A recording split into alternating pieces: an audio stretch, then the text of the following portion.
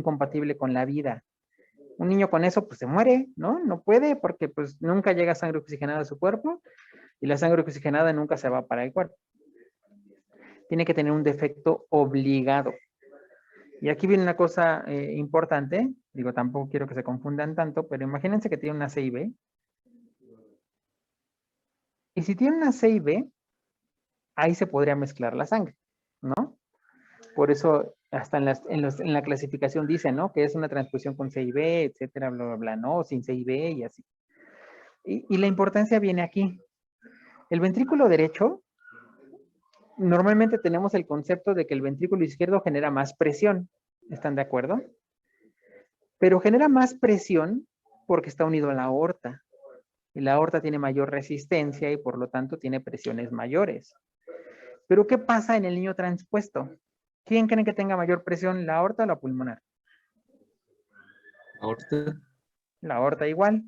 Por lo tanto, ¿quién tiene mayor presión? ¿El derecho o el izquierdo? ¿El derecho? El derecho. Entonces, cuando hay una C y B, lo que pasa es que el cortocircuito se favorece en este sentido y entonces no hay una buena mezcla de sangre.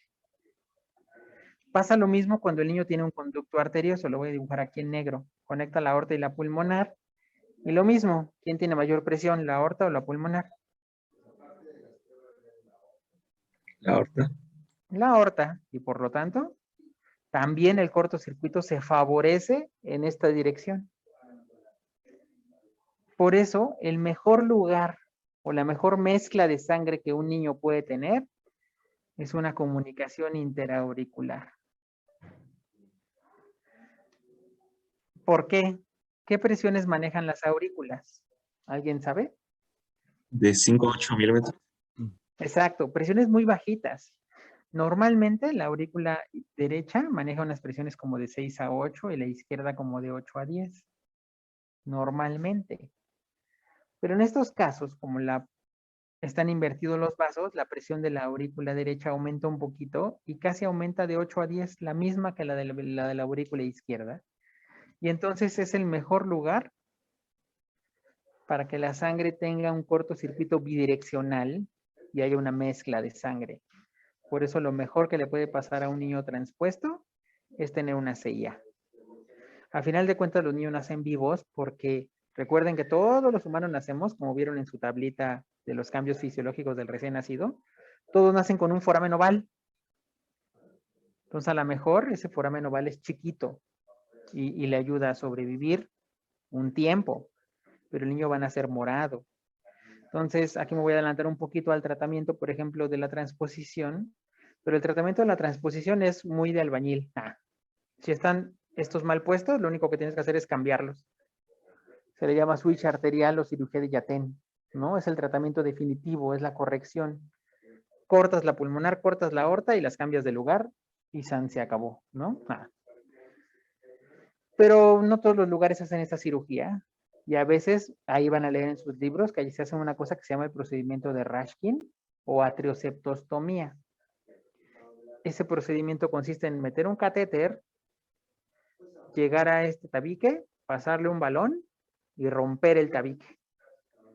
Y a la hora de romper el tabique, va a mejorar la mezcla de sangre y el niño va a sobrevivir mientras esperan un lugar donde pueda ser operado. ¿Sale? Ese es a grandes rasgos lo que se tiene que hacer en un niño con transposición. ¿Sale? Ahora sí, ¿hasta aquí alguna duda o pregunta sobre la clasificación de estas cardiopatías?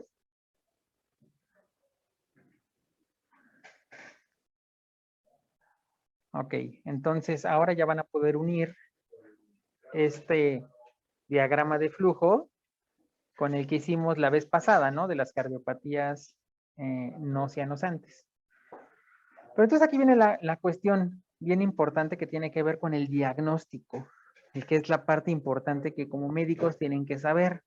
¿Cómo sospechar que un niño tiene una cardiopatía cianosante? Recuerden, el punto número 1 es que el niño va a tener cianosis, así de sencillo. Punto número 2, mi recomendación es guíense por la edad. Ejemplo, ¿a qué edad creen que se manifieste la transfusión de grandes vasos? En los primeros días. Exacto, los primeros días de vida. ¿A qué edad creen que se manifiesta la atresia pulmonar? También en los primeros días. Las primeras También. horas, ¿no? Exacto, desde que nacen. Ojo, transposición y atresia pulmonar son enfermedades exclusivas del recién nacido. Solo el recién nacido las va a tener. Ojo, ¿por qué? No va a llegar un adulto de 40 años y, ay, es que creo que tengo transposición. No, porque ya lo mencionaron también en el video, ¿no?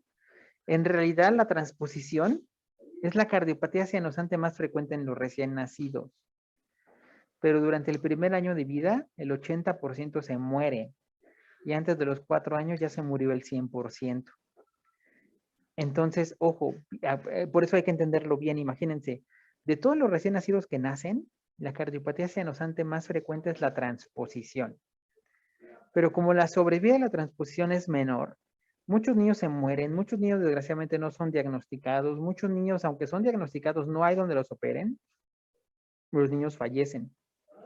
Y eso deja al FALOT como la cardiopatía cianosante más común después del año de edad, porque los FALOT lo toleran mejor, los niños FALOT sobreviven, y los niños FALOT, aunque deberían diagnosticarse al nacimiento, pueden tardar hasta 1 año en ser diagnosticados en México. ¿Por qué? Porque tienen mejor sobrevida, porque a los niños FALOT les va bien. También lo dijeron en el video, la manifestación clínica del FALOT depende de qué tan estenótico esté la estenosis pulmonar. Si la estenosis es leve, el niño a lo mejor va a tener un FALOT y ni siquiera va a tener cianosis, se le llama FALOT rosado. Una estenosis moderada, severa, va a dar lo que llamamos el FALOT típico. El niño va a tener cianosis. Y cuando de plano la estenosis es tan severa que causa una atresia, se convierte en una atresia pulmonar y le llamamos el FALOT extremo. Entonces, les digo, segunda cosa, la edad. Acuérdense, transposición y atresia pulmonar son enfermedades que presenta el neonato, porque no las tolera, fallece sin tratamiento. Imagínense, si no le llega sangre al pulmón, la sangre al pulmón va a llegar a través de un conducto arterioso y ahí es donde tienen que darle prostaglandinas para que el conducto siga abierto, pero en el día que el conducto se le cierre, ese niño va a morir, porque no hay forma de cómo le llegue sangre al pulmón. Por eso es bien importante entender este punto. Les decía la clase pasada, si un niño le escuchan un soplo, si el niño tiene 4 años, le escuchan el soplo, se cansa, se fatiga, no lo espanten. Sepan que no es una urgencia. Sepan que el niño ha estado 4 años de su vida con una cardiopatía y seguro le va a ir bien. El verdadero problema son los recién nacidos, porque pueden tener cardiopatías complejas y dependientes de conducto, y el niño puede fallecer sin un tratamiento oportuno. ¿Sale? Luego, entonces en la clínica todos van a tener cianosis, de eso no hay duda. Acuérdense, van a ver la radiografía y si tiene flujo pulmonar disminuido van a estar de este lado. ¿Cómo es el soplo del FALOT? ¿Cómo es el soplo típico de la tetralogía de FALOT?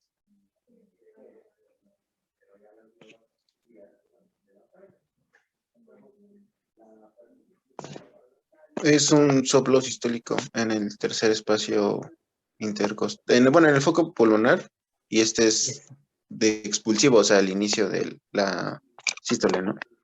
A mediados de la sístole. Acuérdate que ya lo viste por eso. Primera fase es contracción isovolumétrica. En la contracción isovolumétrica las válvulas están cerradas, por lo tanto no sale sangre y tampoco hay soplo. Pero en la expulsión rápida se abre la válvula y ahí se produce el soplo. Por eso ocupa la mitad y el final de la sístole. Y por eso son eyectivos. Y recuerden, ahí hay que relacionarlo con lo que dijeron en la fisiopatología. Lo que da principalmente la sintomatología es la estenosis pulmonar. Entonces, lo que va a soplar en el FALOT es la pulmonar, es la estenosis pulmonar. Y ya lo vimos en la clase pasada, la estenosis pulmonar tiene un soplo eyectivo, como dijo Osvaldo, en el foco pulmonar. La gran diferencia es que este va a tener cianosis y el otro no.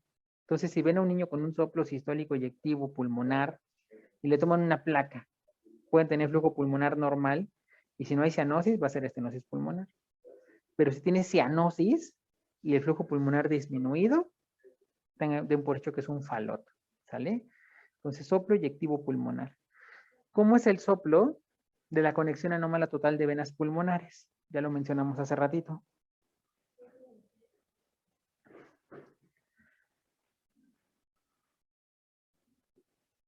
¿Quién se acuerda cómo es el soplo?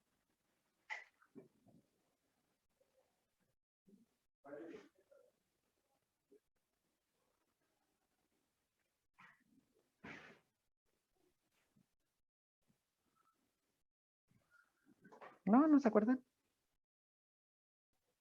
Tú, Oscar, le diste la clase, ¿te acuerdas? Ah, Recuerdo Ah, que bueno. el desdoblamiento del segundo ruido, ¿no? Al principio.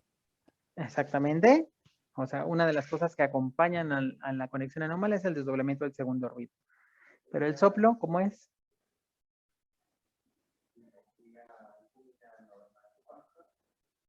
Es un soplo, bueno, ya les voy a soplar un poco. Es un soplo sistólico eyectivo en foco pulmonar, también muy parecido al falot, pero se acompaña del segundo ruido desdoblado, amplio y fijo, igual que la comunicación interauricular. Entonces, en clínica, la comunicación interauricular y la conexión anómala total de venas pulmonares son muy parecidas. Las dos tienen un soplo eyectivo en foco pulmonar con segundo ruido desdoblado amplio y fijo, pero aquí va a haber cianosis. Ajá. Y debo decirles que la transfusión de grandes vasos y la atresia pulmonar no tienen soplos específicos. Más bien tienen un soplo, si es que lo llegan a tener, asociado a las otras malformaciones que tienen. Si la transfusión tiene C y B, a lo mejor escuchan la C y B. Si tiene conducto, van a escuchar el conducto. Y la atresia pulmonar lo mismo. Si tiene conducto, van a escuchar el soplo del conducto. Si tiene otros defectos asociados, van a encontrar el soplo de los otros conductos. No hay un soplo típico en estos casos. De ahí que se complica un poco más estas cardiopatías, ¿están de acuerdo? Pero entonces, acuérdense, la última parte de esto. ¿Cómo se van a comportar entonces? Acuérdense lo que les dije la clase pasada. Un niño con cardiopatía puede tener 4 manifestaciones. Bueno, 5. Soplo, cianosis, insuficiencia cardíaca, síncope, arritmias y el dolor, ¿no? Entonces, de esas 5, ¿cuál creen que tengan estos niños? Soplo, cianosis. Soplo y cianosis, exactamente. ¿Qué más? También, bueno, creo que tendrían insuficiencia cardíaca porque pues tienen defectos obligados como las comunicaciones y eso haría que Exacto. los flujos estén alterados. Muy bien, lo vas entendiendo bien. Cuando un niño tiene otros defectos asociados y si tiene flujo pulmonar aumentado, eso le va a dar igual a insuficiencia cardíaca. Entonces, estos niños, los niños con transposición y con conexión anómala, generalmente se van a manifestar con insuficiencia cardíaca. Es importante. Entonces, también van a tener fatiga de la alimentación, cansancio, hepatomegalia, cardiomegalia, etcétera, ¿no? Y estos de acá, ¿cómo se van a manifestar?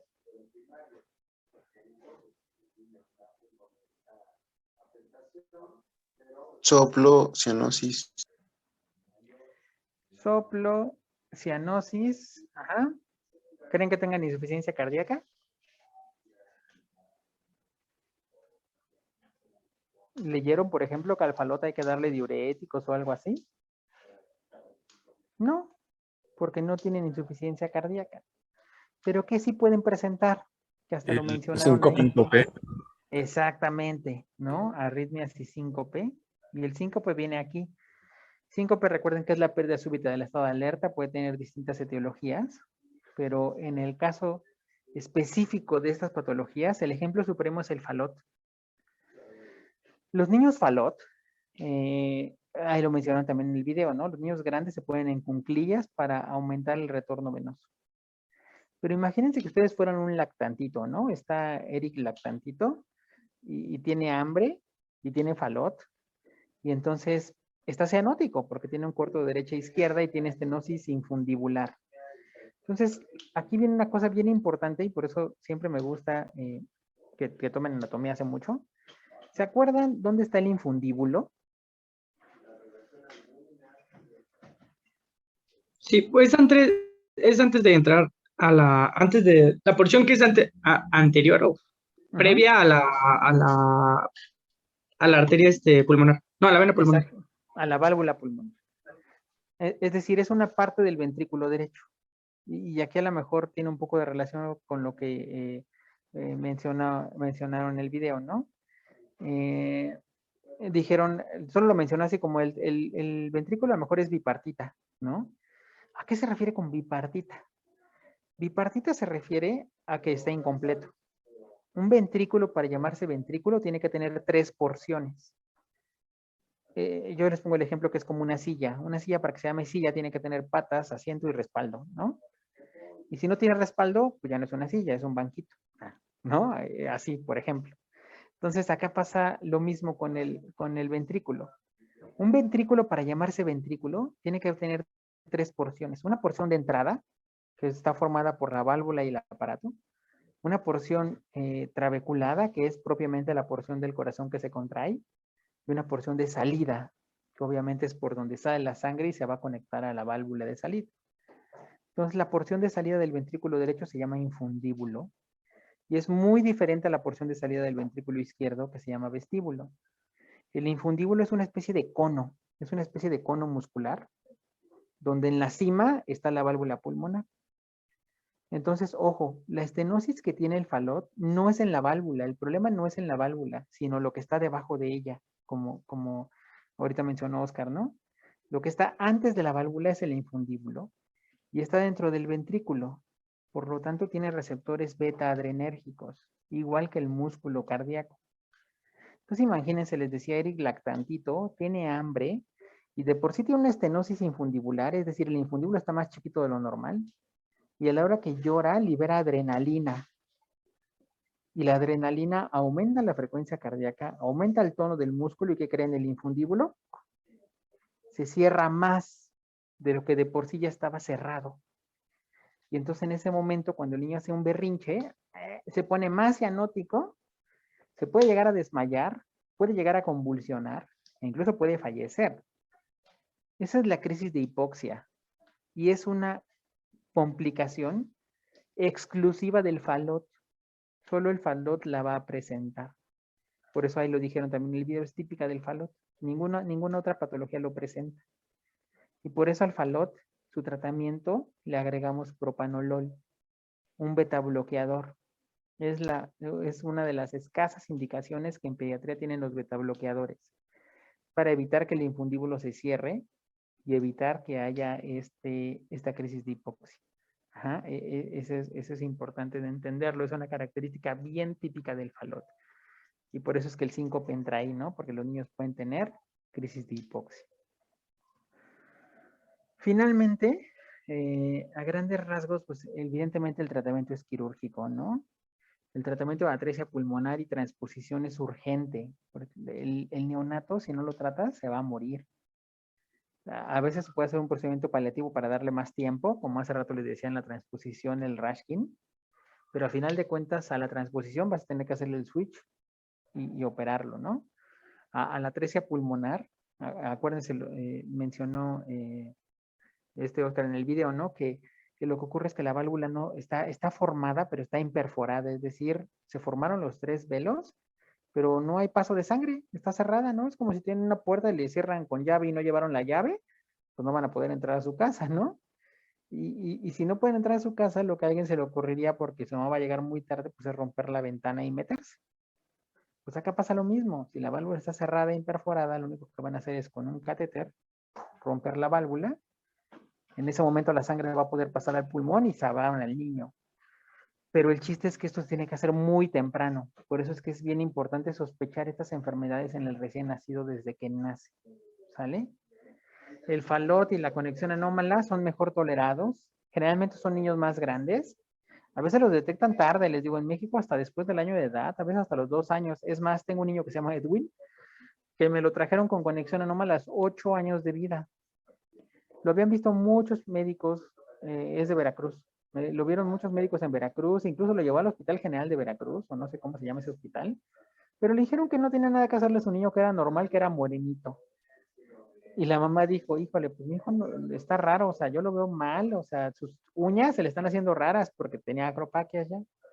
Ella por sus propios medios decidió venirse a México y buscar atención y aquí ya le dijimos, híjole, pues sí, efectivamente, señor, usted tiene la razón. Su hijo tiene una conexión anómala. A los 7 años de vida, imagínense, 7 años, médicos le dijeron que era completamente normal. Entonces aquí viene un tip importante con las cardiopatías cianosantes, que era lo que les quería hacer el comentario final. Recuerden que cianosis solo es la coloración morada de los tegumentos, ¿no? Pero a veces hay gente en las que se les va a complicar, por ejemplo, los recién nacidos. Los recién nacidos no están completamente rositas, ¿no? Ya lo vimos en clase de reanimación. Cuando nacen no están rosas completamente. Hay personas de piel oscura que pueden a veces, pues ya no sabe si está moradito o es su color natural. Entonces, ahí vale la pena siempre echar mano de un oxímetro, ¿no? Como médicos, les recomiendo siempre tener un oxímetro en su bolsa para que si les queda la duda, simplemente le pongan el oxímetro. Y si ven que el paciente no satura arriba de 90, pues entonces algo está mal. A lo mejor no es cardiopatía, a lo mejor tiene una neumonía, ¿no? Pero si no satura arriba de 90, no es normal. Así de sencillo, ¿no? Y no le tienen que decir al papá o a la mamá que su hijo no tiene nada. Tienen que decirle, hijo, le tiene algo, a lo mejor no sé qué es, pero pues lo voy a mandar al cardiólogo, no lo sé, no le noto algo raro y así. Entonces, estas cardiopatías es importante diagnosticarlas porque tienen mayor complicación e incluso riesgo de muerte. Entonces, los invito a que recuerden que existe el tamizaje, el tamizaje neonatal para las cardiopatías congénitas complejas y cianosantes, que consiste en que a las 24 horas de que el niño nace, se le pone un oxímetro en la mano derecha y en cualquiera de los dos pies. Y tiene que saturar arriba de 93 a las 24 horas de vida. Y si no satura arriba de 93, den por hecho que ese niño está mal. En la publicación original piden 95% de saturación, pero eso es a la altura de nivel del mar. En México toleramos 93, ¿no? Pero si no satura 93, satura entre 90 y 93, decimos que es dudoso y hay que repetirlo. Y si satura menos de 90, decimos que es positivo. Hay algo raro, algo que no es normal y puede ser una cardiopatía. Cuando es dudoso tienen que repetirlo.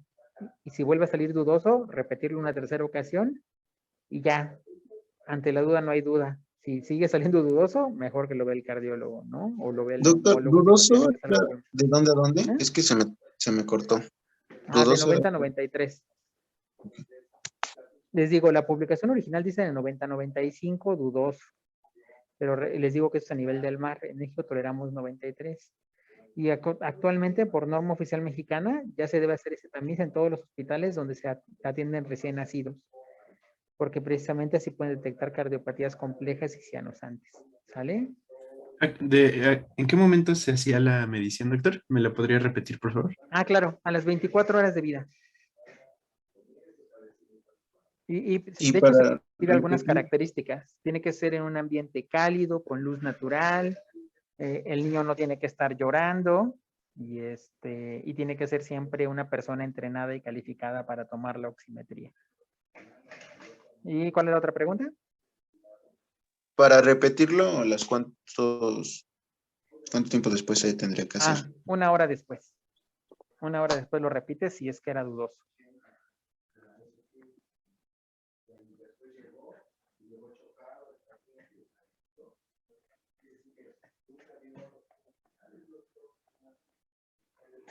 ¿Ok? ¿Más preguntas?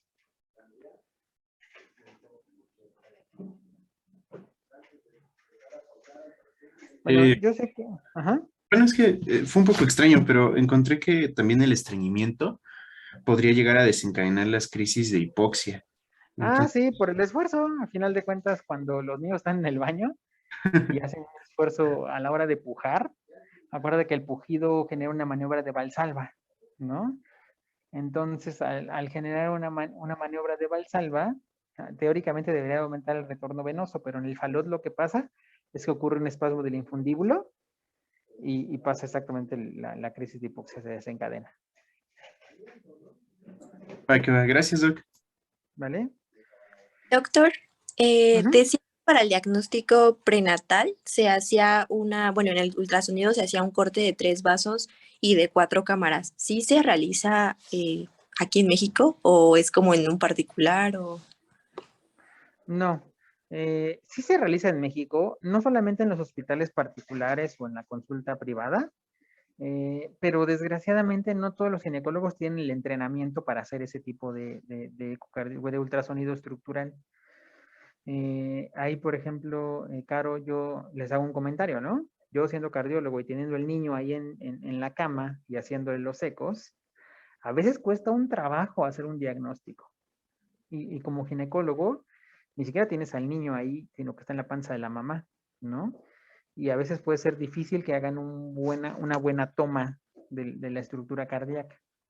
Sin embargo, además de gineco, después los ginecos pueden hacer subespecialidades en ultrasonido obstétrico y pueden hacer también perinatal, perinato. Muchos perinatólogos, es decir, son ginecólogos, pero ya un poquito más especializados, o biólogos de la reproducción, son capaces de hacer unas imágenes verdaderamente buenas del 4 cámaras y de los vasos salientes. Entonces, si ven las 4 cámaras bien formadas, si ven las válvulas bien formadas y los vasos saliendo normal, prácticamente descartas cardiopatías complejas graves.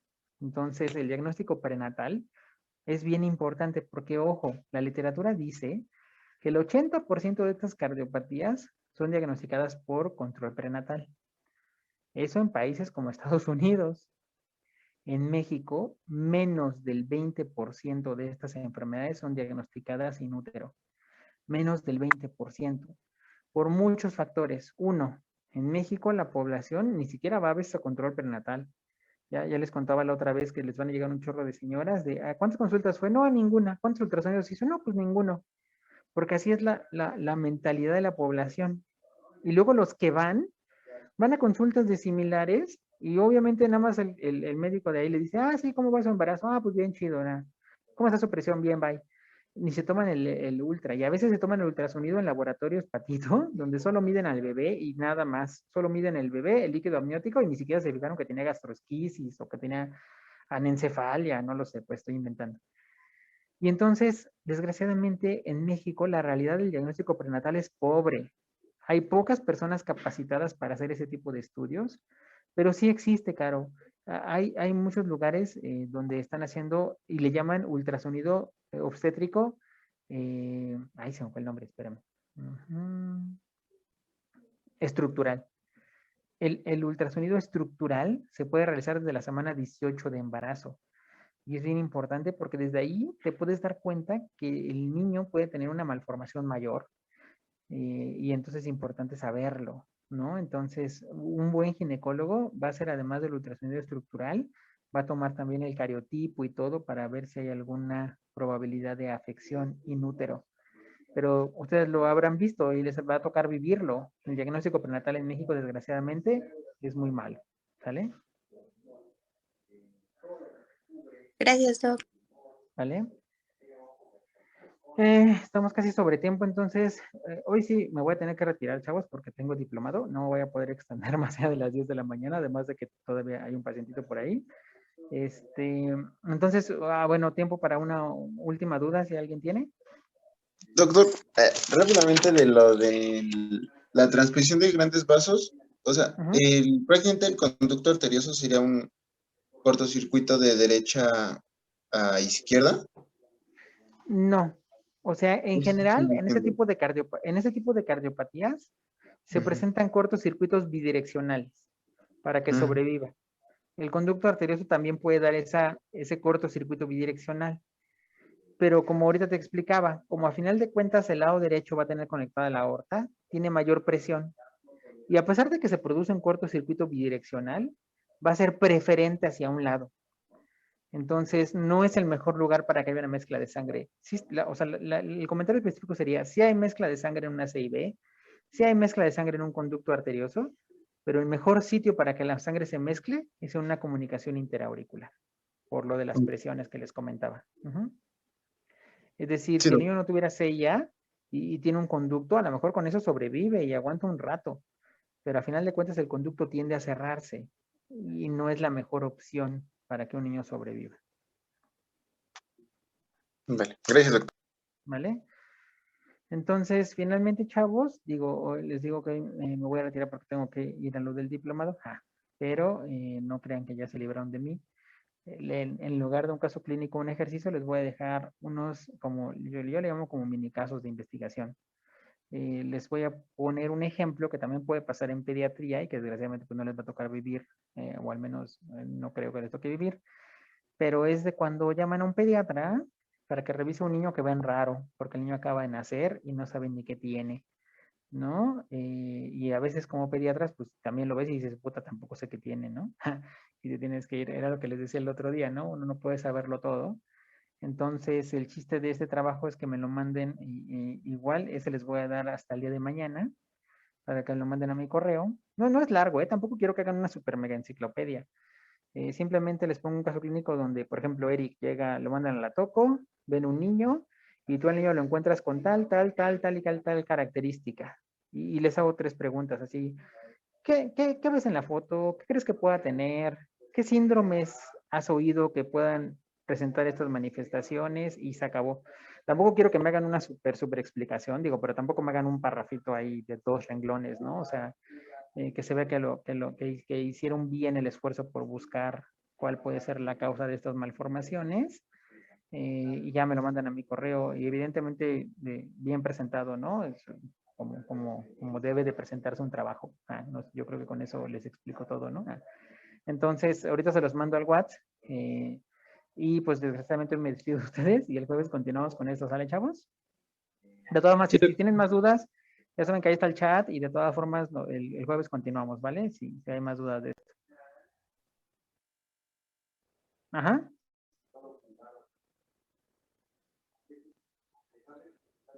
Las hemorragias, o sea, hay hemorragias intraparenquimatosas y no necesariamente tienen que ser hemorragias subdurales o extracerebrales. O sea, y hay lesiones cerebelosas, por ejemplo, y tienen diferentes pronósticos porque no se operan, ¿no? Esas ya no se pueden operar, ¿no? No tienes forma de quitarle parénquimas si es una lesión intraparenquimatosa.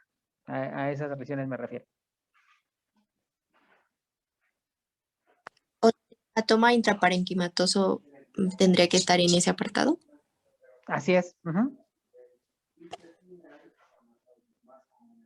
Bueno, entonces ahora sí, chavos, me despido. Les mando en unos minutos eso al WhatsApp y nos vemos el jueves, ¿sale? Una disculpa de antemano ahora sí. Gracias, Corriendo. doctor. Que vaya bien. Muchas gracias, Hermano, Que doctor. vaya bien.